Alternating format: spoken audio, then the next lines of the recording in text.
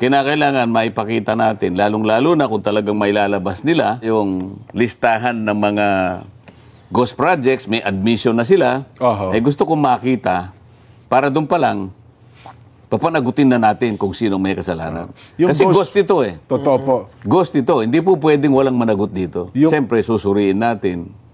Sino-sino ba ang nasa likod ng ghost projects na yan? Sino yung contractor? Sino yung kasabwat ng mga opisyalis ng DPWH? At kung may kinalaman yung mga politiko sa likod niyan, may pananagutan po sila. At kinakailangan may mangyari na. Yan. Pero ano ho ang gustong tuklasin, Sen? Di ba hinihingi kayo na magsasama kayo ng tao doon sa inspection team ng DPWH? Para makita natin lahat na yung pagkakagawa, maliban pa sa, yung ghost talagang wala yun. Ayun, talagang totally. As in, talagang wala. Okay, maraming mananago. Ngayon, titingnan natin yung pagkakagawa. So makikita mo, asan yung program of work? Yan. Sa program of work, talagang kumpleto yun eh. Pati specification. Bakit nasaan yung mga reinforcing bars dito? Nasaan yung bakal? Nasaan yung apron? Doon pala matutuklasan. Diba? Kasi pwede ka, dito, kahit hindi ka nagagamit ng siguro ng bako litaw na eh. Di ba? Madadali. Bakit ka mo? Kitang-kita eh. Kitang-kita. Nako.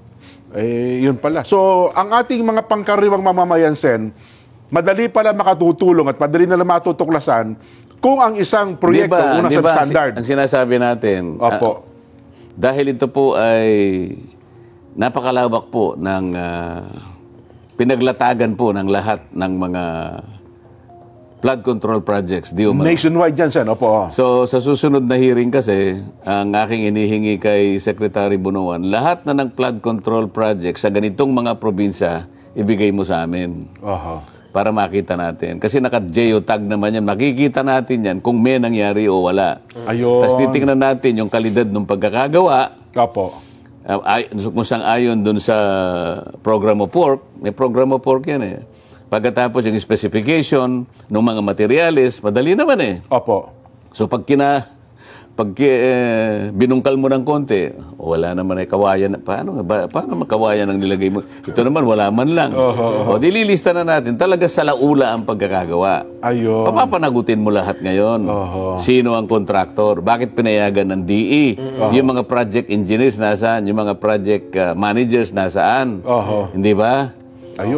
At saka, gaya na ng tuklasan ng Pangulo, Sen, iniulat, completed, nakapagbayad.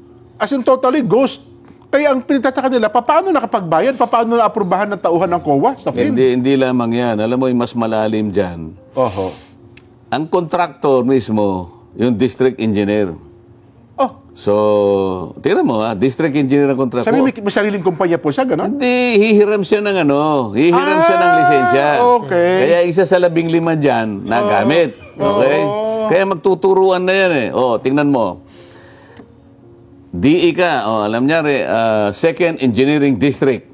Sabihin na natin, ex-province. Yan, yung enterprising na district engineer. Kung nyari, ikaw, Jen, ikaw si Legacy. Si Legacy. Si Nelson naman, si St. Timothy. Ayan, Pahihiram mo pahihiram mo. Okay, bakit mo pahihiram? Kunyari, si Nelson, ano ka na? Legacy. Legacy. Ako na lang yung kirante. Hindi. Legacy ka. Legacy. Ikaw si St. Timothy. Okay. Sabi ni Nelson, pahiram ko dahil unang-una, kahit hindi ako nagtatrabaho, parang naipakikita ko, nagtatrabaho ako. Kasi may kinalaman yan sa pagre-renew ng aking lisensya. Kasi kapag wala akong nagawang mga trabaho sa loob ng isang taon, maaaring makancel ang aking lisensya. Ma-downgrade. Sa pagkat dito, hindi na nga ako nagtatrabaho. Kikita pa ako ng 5% na royalty. Walang pagod. Tama. Ngayon, sa dami ngayon ng pagpapahiram ko, dahil masipag magpahiram itong si Nelson. Ano ka na? Legacy. Pinamamalengke niya. Ito. Pinamamalengke. Naparami niya ngayon yung yung pagpapahiram. Palagay mo, napahiram mo na 10 beses. Nako. Pagka nag-a-apply ka ngayon, i-upgrade mo lisensya mo sa Philippine Contractors Accreditation Board. Yung PCAB, yes po. Isipin mo, category B, naging quadruple A. Sa dami ng nagawa sa niya. dami Pero pa sa na- totoo lang, wala Walang siyang ginagawa. ginawa. Papel lang pala pinahiram. Papel lang ang pinahiram. Ayun. Actually, hardware lang yung negosyo. Pero babasahin mo, yung pananagutan mo, at saka yung kabawalan sa'yo, pagka nakuha mo yung lisensya, merong kang doon merong kang pagsisikapang gawin at merong kabawalan doon. Isa yun sa pagpapahiram, hindi pwede. Bawal. Bawal. Pero practice yan, Sen. Practice Bakit naman. pagka pinapractice ba, okay na? Ang nangyari kasi, Yun dahil lang. sa matagalang practice, akala mo tama na. Ayun na nga po. Yun ang akala ng marami, Sen. Akala nila kasi legal yun. Iwanan kita dyan. Kunwari, ikaw naman ang district engineer. Yan. Naku. Dahil sa Kapito-pito ko ngayon. May project sa distrito ko. merong merong district engineer ngayon na pinakita sa akin ng mga litrato. Isip-isipin mong nagberte. Puro model ang mga kasama niya, no?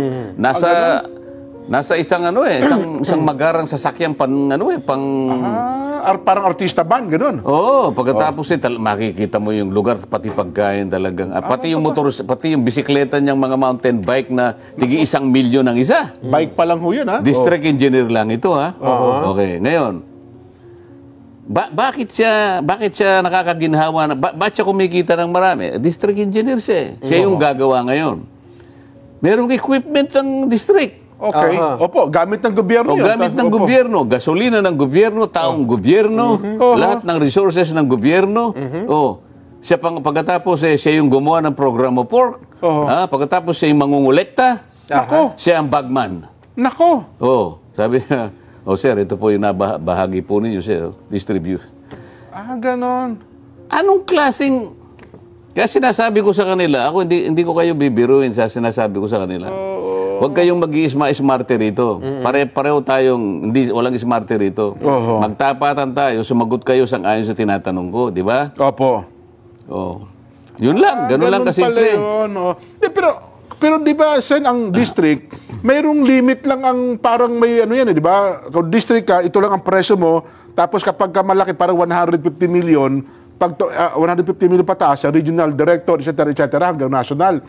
Ba't nakukuha po nung district engineer yung... Ini-split nila Splitting of contracts, bawal na naman yun. Hinihiwa-hiwalay.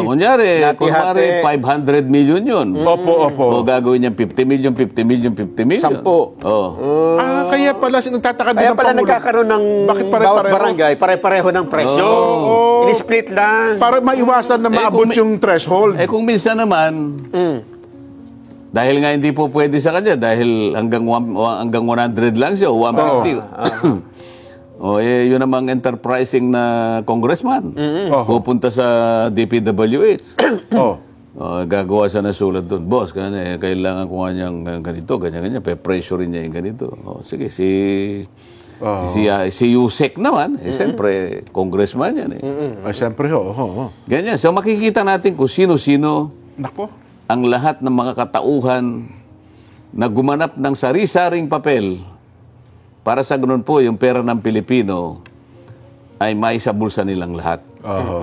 Ayan.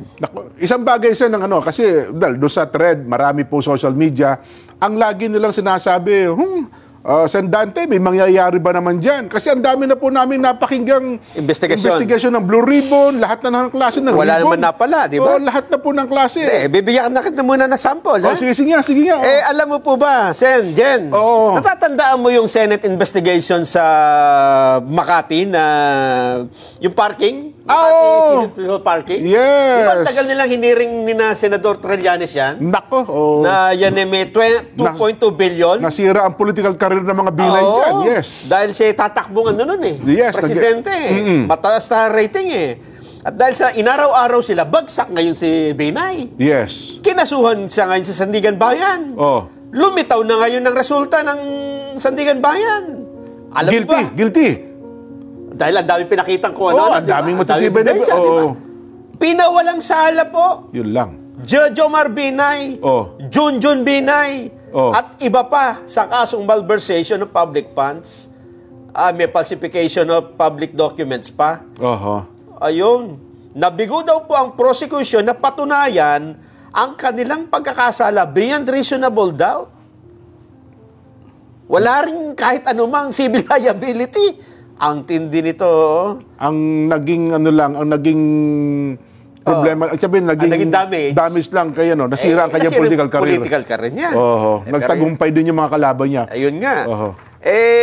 Ano relasyon yan sa pinag-uusapan tinatanong natin? namin ni Jensen, baka naman ganito lang rin Kasi ito, 21 hearings ito. Nung dinidinig at saka controversial ito. Sinubaybayan ito ng sambayan ng Pilipino. Ayun pala, walang matibay palang ebidensya ang nakukuha. Sino ba yung mga senador na nag-imbestiga? Kasama ba ako doon? Trillanes.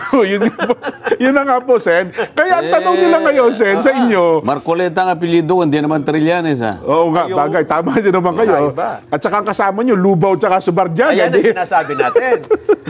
At saka kasi ang construction, pagka ganyan, maraming paper trail eh. At saka may mga technical. Pero yun nga po, Sen, ano ang magiging kahinatnan? Kasi kaya ang pag-imbestiga naman nila, political lang eh. Politically motivated talaga eh. So, pinpointed nila dahil tumatakbong vice president, yung isa naman tumatakbong mayor. Ito namang iniimbestiga natin, yung sabwatan ng mga contractors, yung DPWH, at saka yung mga politiko.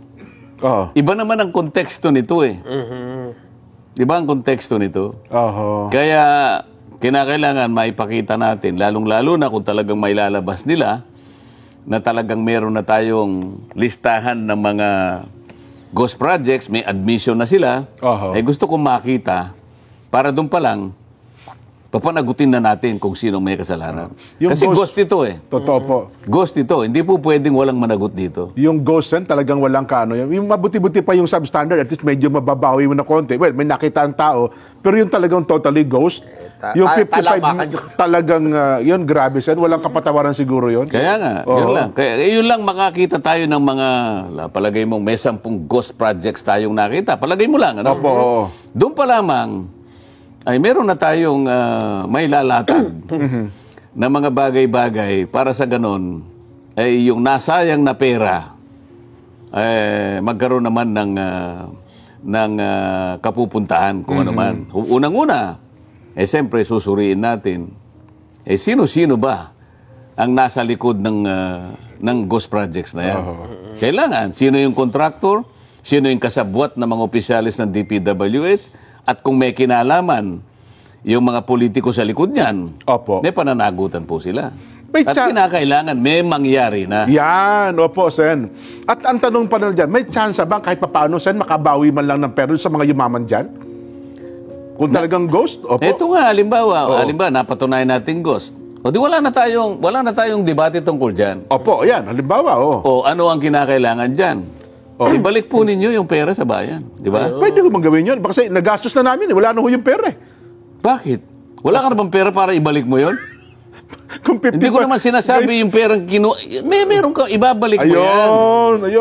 Ibabalik mo yan. Merong mga bonding companies na nag-post ng performance bond yan. Ayun, insurance. Di ba? Kung halimbawa yung COA, paano mo napirmahan niya na completed ang project? Ghost pala. Hindi ba mananagot kung sino man yung hanggang saan ang aabutan sa mga auditor na yan? Kasi pumirma kayong lahat eh. Pinatunayan ninyo, sinertify ninyo, unang-una, merong certification of completion. Yan. Sino lahat ang opisyal ng DPWH ang pumirma niyan at pinaglulukon nyo ang taong bayan? COA, may kasangkot ka pa riyan, pumirma ka pa dyan. Di ba? Yan. Sino ang politiko na kasangkot dyan? Kailangan, dito pa lang. Dito pa lang, kung halimbawa, yung mga mapatunayan na nandyan at kasama pa sa DPWH, abay, kinakailangan nyo nang tanggalin. Outright, tanggalin nyo na without prejudice to criminal or civil or administrative prosecution. Diba? Kayo naman contractors na napakasangkapan dyan, ibalik po niyo yung pera. Ibalik po ninyo. Ayun. May babalik pa. Yun, ginong siguro. Hindi mo ibabalik? Kung sabihin, wala na ho eh. Di kukunin ko lahat yung ano mo. Lahat. Yung mga mamahaling sasakyan, gano'n. Kukunin ko lahat yung pag-aari mo para itapat doon sa ginawa ninyong pandilin lang sa tao. Pwede ba i-sheriff yun, Sen? Kunin mo mga gano'n? Para nga madali tayo. Kung gusto mo, ganito na lang, ha? Hindi mo na kita ipoprosecute, ibalik mo. Anong katapat ito? Yung pong 4 na pong sasakyan po na mamahalin, pati po yung bahay ko, inyo na po. Ibenta po ninyo para may balik po. Okay, pumirma ka rito. Bid ako doon sa isang sasakyan. Paborito ko yun. Ganda nung isa. Ang ganda nung isa. Ibabara natin sa baha. Di ba? Opo, oo. Ay, nako. Merong indemnification. Nawalan tayo Indemnify mo. Yan. So meron kang civil liability. O sige, prosecution wala na. Halimbawa, gamitin natin silang state witness. Sir, Pwedeng state witness sila? Sir, pwede po ba? Merong ganong klaseng pamamaraan. Okay. Sir, pwede po ba na wala na po kaming criminal liability? Kasi royalty lang naman po ako dyan Ibalik na lamang po namin.